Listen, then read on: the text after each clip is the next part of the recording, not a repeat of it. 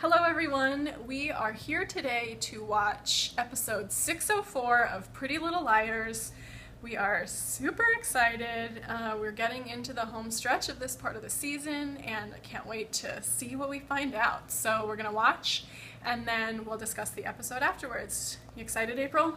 Very excited. All right, let's do it. Okay, so we just watched episode 604. It was a really good episode.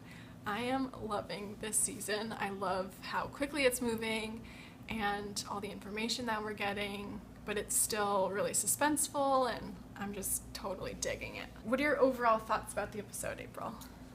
This was a really good episode. We found out within the first 2 minutes that Charles is a De Laurentiis brother. Yes. We've had to pause it and talk about it for a second and just Yep. look at each other in shock and then continue watching. Yep. Because that was a pretty big shocker. So far this season we haven't really found out too many cold hard facts. Mm-hmm. So when they throw something in there like that in the first few minutes, it's like, oh my god, this, it sets a precedent for the rest of the episode. Totally. So this was a really good episode. I feel like we got a lot of good information. It's still up in the air whether or not Charles is alive, but we'll talk about that. Yes. This was probably my favorite episode so far of the season. I think so too, actually. Yeah. Yeah. I thought there was a lot of interesting character development moments. Yeah, I really enjoyed it. So let's get into talking some details. Didn't you say that you thought that Charles and Jason were probably not the same age before we started watching? Yes, because Okay. I don't think the two boys that they use in the home movie look the same age. I agree.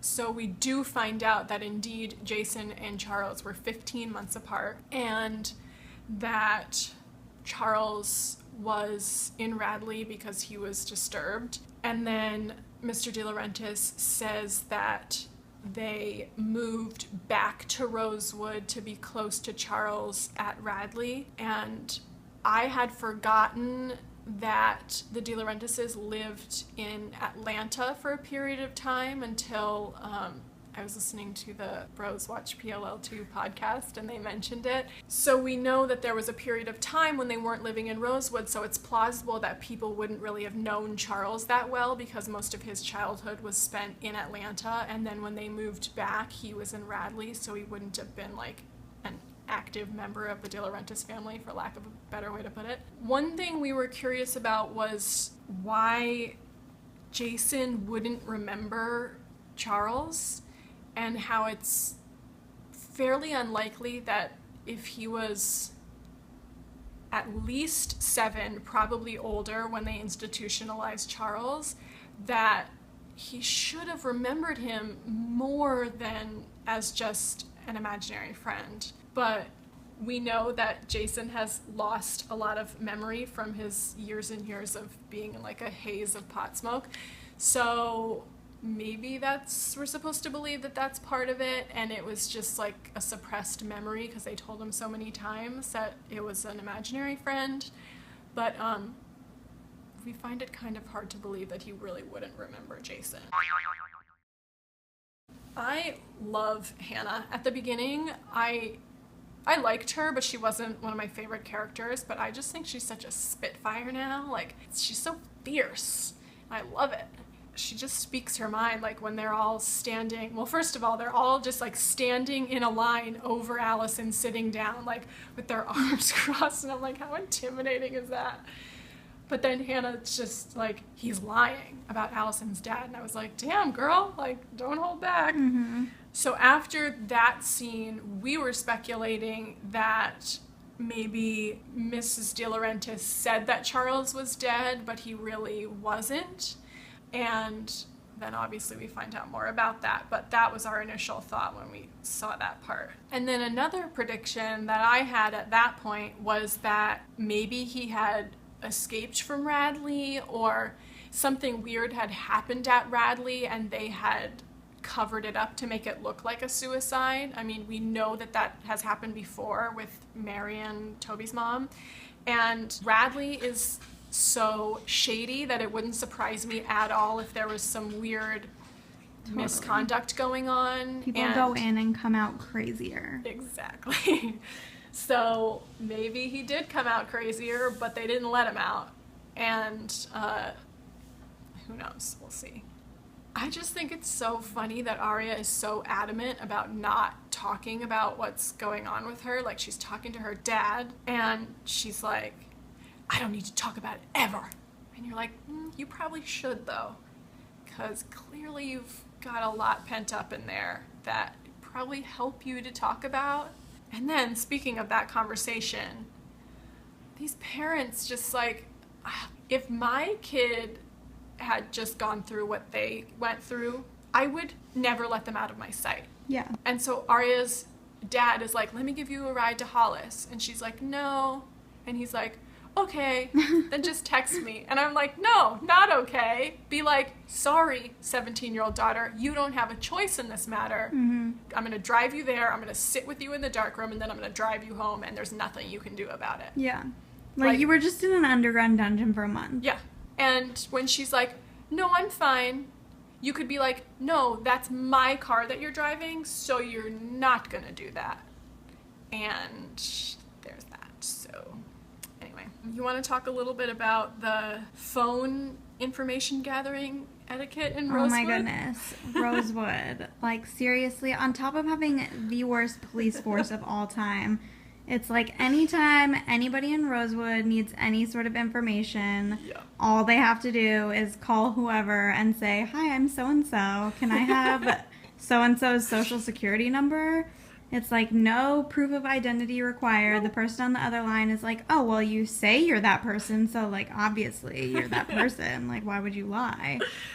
It's ridiculous. Like, in this one, who was Spencer? Like, she told them that she was her own mom and asked about her medical records. Yeah, this is Mrs. Hastings. It's like, oh my god, give me a break.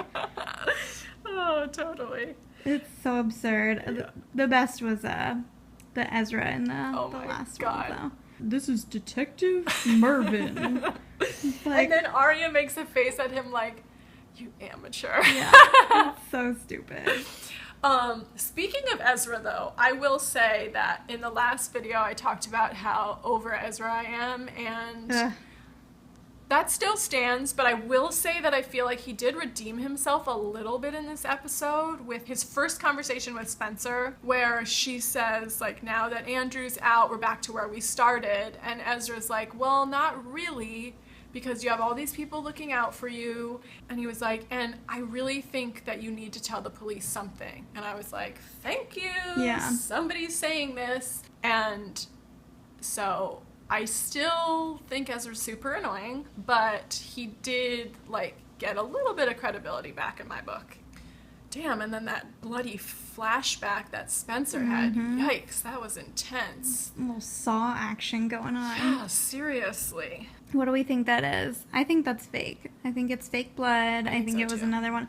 Just like he led them to believe they were shocking each other or whatever. Yeah. I think he's playing off Spencer's obvious kind of neuroses and like, just like she said in the her interview with the bros, like, she seems like she's the most put together, but she's actually the most fragile. So I feel like A knew that she would take that and it would drive her crazy. Yeah.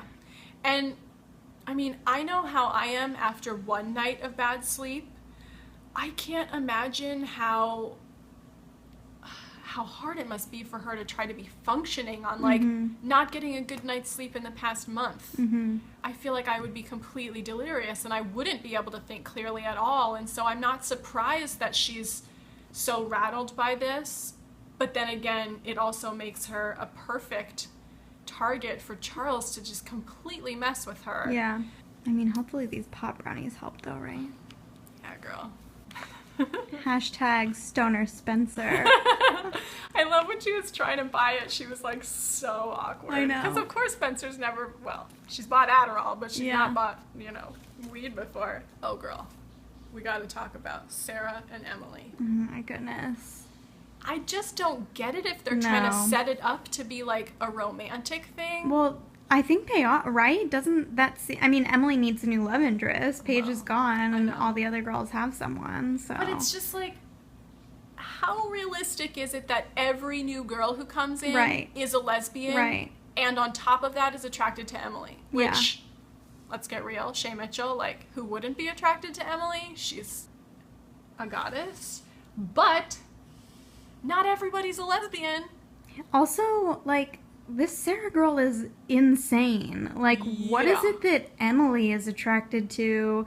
I mean, I understand that she wants to help her Yeah. and she feels like she's the only person, she's like taking her under her wing, whatever. Yeah. But, like, what about her is at all romantically attractive? Like, she's insane. She was just locked in this dungeon for like 4 years. Well, She clearly has issues. Emily's type is insane, though, if we're getting true. real. That's like, true. she dated Maya, who, in retrospect, was very manipulative. Mm-hmm. And then she, like, kind of had that weird thing with cousin Nate, who turned out to be a serial killer, crazy murderer. Yeah. Not really a serial killer, but you know what I mean. And then she dated Paige, who fucking tried to drown her. True. So, I mean, Emily goes for the nutso chicks. And I think she likes the idea of, like, trying to save somebody. Yeah. She's, like, that's what she does. Yeah. But still, I'm just like, give it a rest, Emily. Like, you can't fix her. Yeah. She needs professional help. She needs to go. She Oh, needs to, like, so be killed badly. off. That voice. I can't. Oh, I know. I can't. Emily. It's so annoying. I didn't want to worry you and your mom. It's like, oh, maybe don't sneak out at midnight and leave the window open with the shades billowing in the wind when we wake up. Ugh. Oh, it's so ridiculous. I loved the look on Spencer's face when Arya is like, oh yeah, those pills were giving me a headache, so I threw them out. Spencer's like, looks like, how dare you? Let's meet back in an hour. I need time to go through Arya's trash can. That was too funny. I mean, this is when, now, see, towards the end of the episode, we kind of, like, were wavering a little bit, and now I'm not so sure, but initially, like, sort of in the middle, I was thinking Charles is not dead. Even, you know, we find out that he's quote-unquote dead from Mr. De Right. Laurentiis. We're thinking, no, maybe he's not dead, and Mrs. D just told Mr. D that he was dead because, as we all know, Kenneth gets quite upset about quite a few things. Yes. He's a little bit testy. Yes. So we're thinking, or I was thinking, that maybe he was kind of like, oh my god, do we have to keep taking care of this kid? He's crazy. He's ruining our lives, getting, like, you know, really mad about it. And Mrs. D can't handle him being mad about it all the time. So she panics and tells him that Charles is dead, that he died at Radley. I thought it was a little suspicious that Charles died when Mr. D was out of town. Totally. So that kind of got me thinking, well, maybe it's something that she has made up and, you know, she told him that he's dead and she stowed him away in this aunt's house. Right. And she goes and checks on him every so often. And so Mr. D really does think he's dead. So that's Yeah. why he told Allie that Charles is dead. I think that's very plausible. I think it's still possible, even with what we saw at the end of the episode. Yeah. You never really know anything on this Right. show. So I think that that's very possible that she made up that story to kind of take that weight off of Mr. De Laurentiis. Yeah.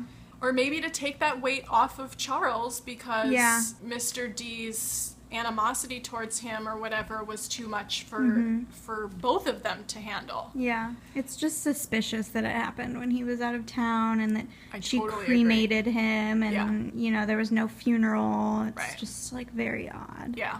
I do like that it seems like Mr. De Laurentiis is finally being honest with his kids for, like, the first time on this show. And maybe he isn't, and maybe he's just a good actor, but it really does feel like he's finally kind of laying his cards out on the table. Oh my god.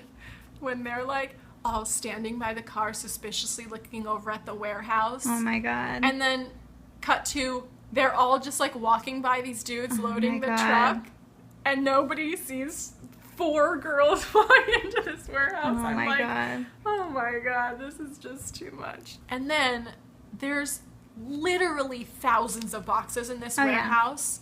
And of course, who finds the box?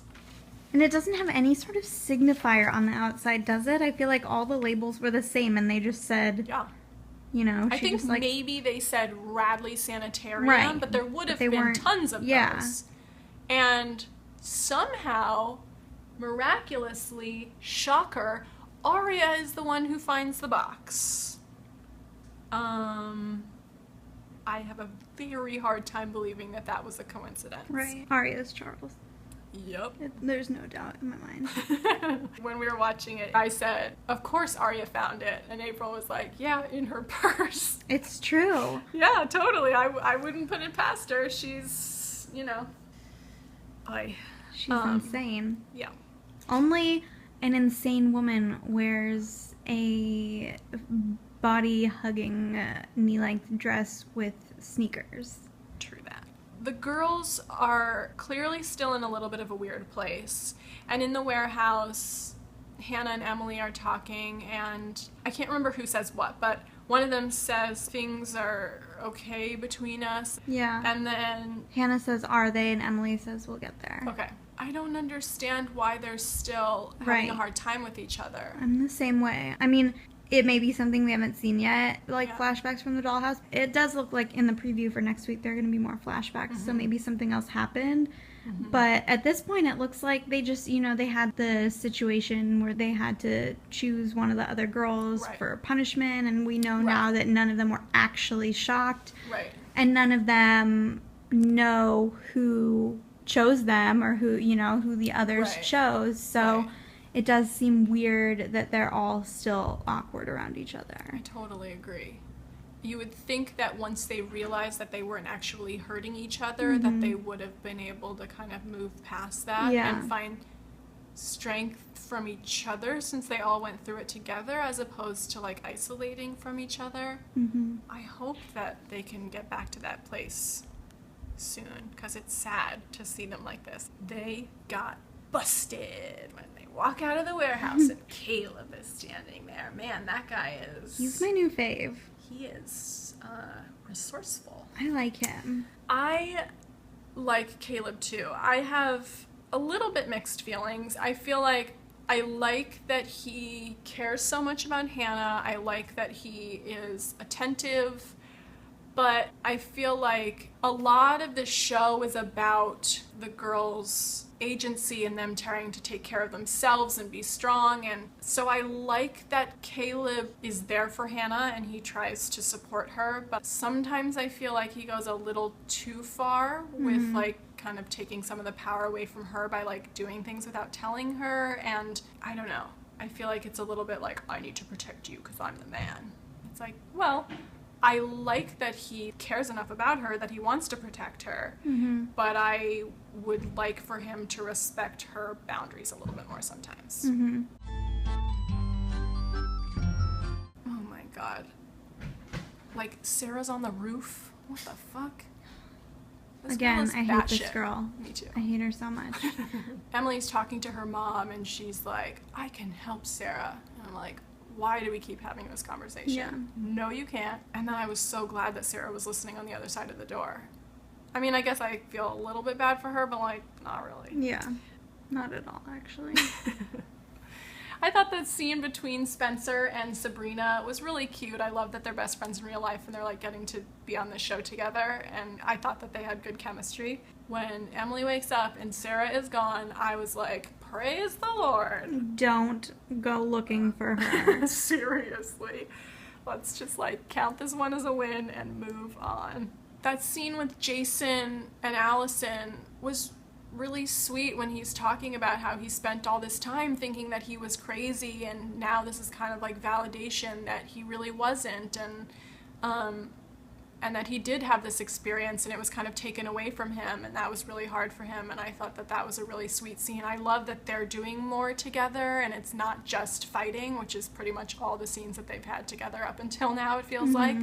So let's talk about when Jason goes to visit that house. Okay, so in the flashback, when he goes to visit the house, Yeah. his story is that he like wants to go and stay there for a while. He gets there and Jessica's out in the front yard gardening. Yes. So he kind of asks her what she's doing there. She's like, oh, I want to, you know, keep up the house, keep it looking nice, which is whatever. So he goes and takes one single step from the car toward the house, and she, like, slams the door shut and is like, no, you can't. I said no. And she gets kind of, like, upset about it. Yeah. It's kind of weird. It is weird. It's like, obviously she's hiding something. Right. So we're thinking, is she, like, stowing away her son? Oh, I for sure thought that. Yeah. So 100% she's, like, hiding Charles in this house. Yeah. And then Jason hears something, and she's like, oh, it's just the wind. Yeah. It was like a gunshot or something. It was, like, not the wind. No. And then Jason is talking to Allison after we get that flashback, and he's like, it was probably Charles staying there. And we're like, duh. Yeah, obviously. Like, what else would she... think about it. Like, what else would she be... I can't think of anything else she'd be hiding in there, right? No, I can't think of anything either. Unless the aunt is alive or something. Or Bethany has something to do with this. Don't even get me started on all these other characters. Oh, Maybe Marion is in there. It's like, maybe Cece is in there. Yeah, it could be anyone. Maybe Maya's still alive and she's in there. Sarah and Emily, of course, are meeting in the brew because Emily just can't let it go. And Sarah's like, I'm screwed up. And we're like, duh. Obviously.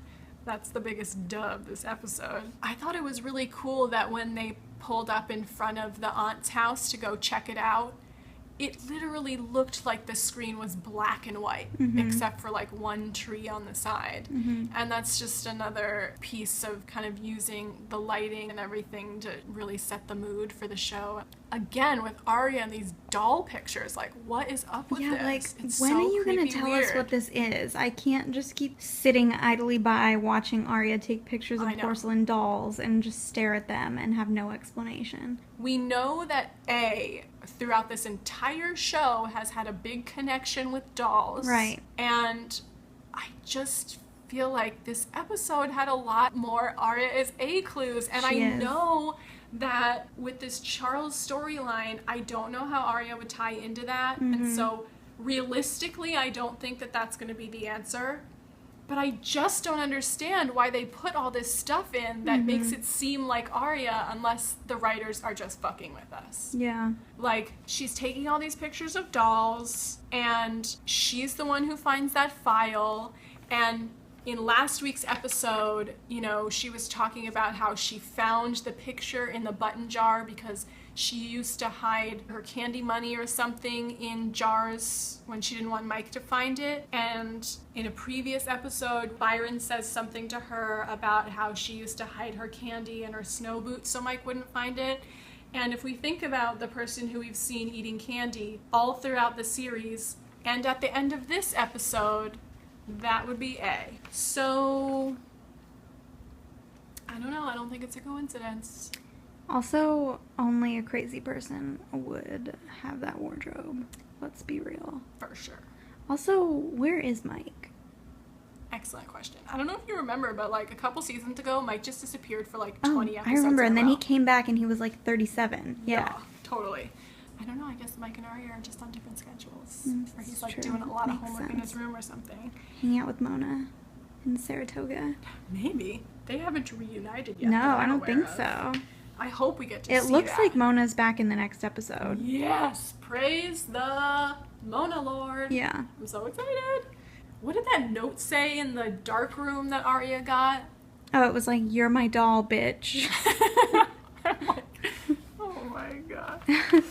Oh, I feel like they're running out of creative things. Like, Oh, totally. These hashtags, these A notes, I'm like... The hashtags are so literal. They're It's so just like bad. exactly what happened in the scene with a hashtag in front of I it. know. That was totally creepy that Arya woke up and A had cut her hair. I was wondering how they were going to play that in, because obviously she cut her hair in real life, and so it was just shorter. But, ugh. If I woke up and my hair had been cut, I would freak out. At least he did a good job. That's true. Oh my god. Why are we walking around in the dark all the time, everybody? Like, turn on a light, use a flashlight. I guess one of them had a flashlight when they were at the aunt's house, but I'm just like, I would be terrified all the time if I were them, and they're just like, whatever, I'll just walk off into the woods with no light or anything like that. Ooh, crazy. I think Hannah has had the most interesting character arc of the series. I feel like she's changed the most. And the scene where Spencer is telling Hannah about the blood and she's crying and she's such a good friend. Like, the way that she talks to Spencer, like, she wasn't judgmental, but she was just like trying to comfort her, and I love that. I think that she has really grown a lot over the course of the show, and I love that she could like be there for Spencer in that moment when she's just like really falling apart. And then she says to Spencer, like, who would you have hurt? It's like, yes, thank you. Exactly. Like, help her come to the place where she can realize that like it's just in her head. And then we find the headstone, and now we're wondering, is Charles really dead? What do you think? I don't know. I can go both ways with this one. Initially, I want to say, like, no, I hope he's not dead, because that would be cool. Because, you know, we're led to believe that he's dead, and he's not. And, like, I want to meet Charles. I want to see what Charles looks like. I want to hear him talk. And But then part of me is like, oh, it would be kind of cool if he was dead and someone else assumed his identity. Which is what Spencer predicts later in the episode. Yeah. So, I don't know. As long as they do it well, I would be okay with both ways. Okay. I'm inclined to think, I don't know, I don't know, it could totally go both ways. Because we were saying, like, okay, if he's not dead, why is there a tombstone? Right. Like, because Mrs. D told Mr. D that he was cremated, so the tombstone can't be there to trick Mr. D, because why would there be a buried body if he was cremated? So, like, what reason does that tombstone have to be there? And if he is dead, what reason? I mean, unless it's just a memorial or something. I think he's either actually dead and buried there, or maybe he faked his death and put that there. Maybe like. Why did she say he was cremated though? So that Mr. De Laurentiis wouldn't go looking for a grave or something, probably. Also, this brings me back to Jason's flashback where he took one single step toward the house and Mrs. D was like, "No, you can't come in." Right? Who was in that house? Yeah, Charles there had to be dead. something else. She didn't do that just because she was scared he'd see the grave. Like, he easily could have walked through that whole house without seeing the grave in the back. Yeah, I agree. Yeah, I want to know what. I don't know. I don't know if he's dead. I had a theory. So the new A, who has eventually been revealed to be Charles, took over at the beginning of the 3rd season. That also happens to be when Wren started working at Radley and would have had access to files. So if it is somebody that we already know pretending to be Charles, I think Wren is a very likely candidate, because he could easily have found out while at Radley that Charles was a De Laurentiis, something happened to him, and it left this opportunity for him to... What's his motive, though? That's what I can't figure out. But I think it's possible it's him if it's somebody that we know, but I don't know why he would have. Yeah. I'm so curious. I am just totally loving this. So Spencer says that she thinks that A must be someone that Charles knew at Radley. What are your thoughts? I have no idea who that could be. Yeah, I mean, obviously Wren wasn't a doctor there at the same time that Charles was. Right. So I have no idea. Yeah, me neither. But I'm guessing that Charles knew Bethany at Radley, so I'm thinking that that'll tie in. Oh yeah, Not Bethany necessarily better that tie she's in. A, but I totally thought that Sarah was going to try to kiss Emily underwater in that pool. I was just waiting for it. I'm shocked it didn't happen. Me too. And I am O-V-E-R. Totally. Arya fake crying to her dad. Oh my god, she's so bad. Was really ridiculous. That is, it was like, so... on par with when she was holding her phone upside down that one time. Totally. And it happened to be on that couch too. Yeah. It was so obvious that that was like voiceover recorded playing over her, because she wasn't crying in the clip, but there was crying playing on the audio track. I think Lucy Hale is great, but like that was just a little too much. But I thought it was great that she opened up to her dad. I don't mean to like take away from that scene. I'm really glad that she shared some with him, and I think that'll help their relationship and help her get some closure. Hannah says to Caleb that his actions kind of tracking her and always being around her make her feel like she's back in the dollhouse. And I think that that's sad because I feel like Caleb has good intentions in trying to be protective of Hannah, but I totally get that it would feel really overbearing and like she just got out of a situation where every move she made was monitored. Yeah. That I understand how it would be hard to feel that way again. Although when she got out of the dollhouse, she did say to him, like, never let me go. And he's like, never. So I think he really is trying to keep up his end of the deal. But I understand how that could be hard for her. And when he was like, what does this mean? We were both like, don't say it, Hannah. And then, of course, she says, I think I need a little space. So sad. I hope the only couple that is like a normal, likable couple on the show. Agreed. It's so sad. I hope that just means he's not going to, like, move in with them. I hope it doesn't mean that they're going to break up. No. I doubt it. I think she just means, like, I can't be with you 24/7. Yeah. In the scene in The Brew with Ezra and Spencer, and he's like, are you sure those pot brownies are a good idea? Oh, yeah. I just think Troian is such a good actress, and you can, like, feel her vulnerability in Spencer, and I think she does such a great job with that part. And, like, I think a lot of them are good, but I feel like she's good not just for PLL. Do you know what I mean? Yeah. Like, I feel like she would be good in other stuff, too, not just, like, on a soap teen show. Yeah. Oh, and then the scene at the end where Mr. De Laurentiis tries to explain to Allison what Charles did to her, and he just seems so heartbroken, and I love that we're finally seeing another side of him. It feels like it became kind of comical how one-dimensional his character was. Like, he was just mad all the time and like was so grumpy all the time, and to finally see this softer side of him and see him kind of admitting his failures as a parent was really refreshing. Yeah. And then we get the A tag with A reaching into a bowl of taffy. Candy, anyone? Gotta mean something. That can't just be random. No. I really hope Arya has something to do with it. I think that would be so awesome. And, I mean, I don't want to be, like, spoilery and conspiracy theory-y, but Lucy Hale has, like, not been filming that much. When all the other girls are on set, she's, like, nowhere to be found.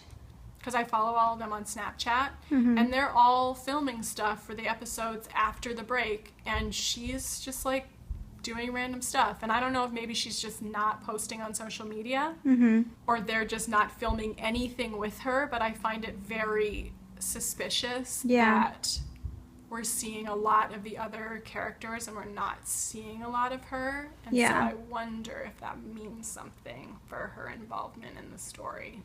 Any theories, last thoughts? Well, just kind of going off what you were just talking about, I think the ultimate ending for me would be if one of the girls was involved or was on the A team. I think that would be awesome. I mean, now we know that there is this character, Charles, and he's A or whatever it is. I mean, we know that he's someone. We've seen him. We've seen his masculine stature. I mean, we know that that's not Arya. We know that Arya is not Charles. Right. So she would have to be involved in some other way, and if they could explain that in a, like, believable way, I would really appreciate that. That would be, like, my ultimate dream ending for the show, if they could throw that in there. I mean, it's already looking like it's going to be pretty good. I'm still really interested to see who Charles turns out to be and what the backstory is with that.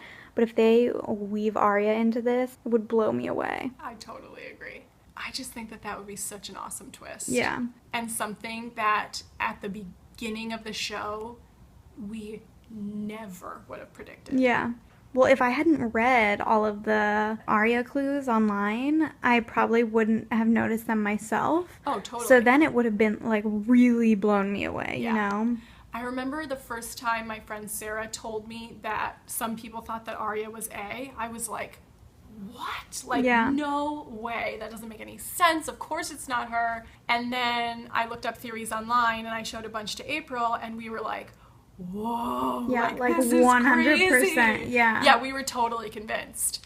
And there's just so many things that point to her, and so many times when I feel like the writers teased clues that pointed to her. that I just am so curious to see how that ties in. And I am digging this half season so much that I really feel like, I mean, I don't want to set myself up for anything, but I feel like in other episodes, especially finales, I've had such high expectations that I've been really disappointed. Mm-hmm. And at this point, like, it would be cool if something that we've theorized is true, Mm-hmm. but I don't really even care about that. I'm just so curious to see what this story is that they've come up with, that I feel like, unless it's just totally lame, I feel like I'm gonna love it. Yeah. No matter what. Because Yeah. I'm so jazzed to find out what it is. That anything that's a cool explanation, Yeah. I'll be like, I'm so glad that we finally have this piece of the puzzle. So yeah, I'm just really looking forward to more episodes. I'm loving this half season. I'm loving doing these videos. It's been super fun. And can't wait for more. Yay. Bye. See you next week. See you next week. Hey guys, thanks for watching. We hope you liked the video. Leave a comment with your theories or any thoughts on our theories. Give the video a thumbs up if you liked it, and subscribe for new videos every week.